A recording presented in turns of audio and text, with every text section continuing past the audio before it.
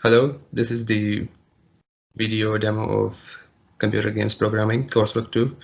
And the name of our game is Dogvania. The basic concept is the player is actually looking for its dog, which is lost in this world. So our team consists of 4 members, me, Hansi, Lee, and Caleb, and Harvey. So Caleb is the programmer. He designed the enemies and power-ups and all the player movements. And Lee designed the levels, the basic levels, all the 3 levels. I designed the player's death scene and the controls to switch between levels. And Harvey is also a programmer. He designed the aesthetic choices of the games. And now Caleb is gonna tell you about the next slide.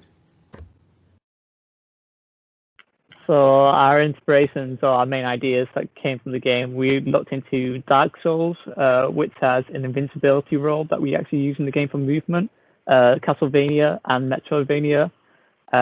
Basically, we want the player to go back and explore the levels and like find power-ups and do all that good stuff, and then sell the 4 items. So there's a part in the game where you've got to use them to open up the next part of the level. So you've got to go find the bomb, use the bomb, and get into the level. And then Celeste, where movement is basically like double jumping and dashing and rolling on the ground.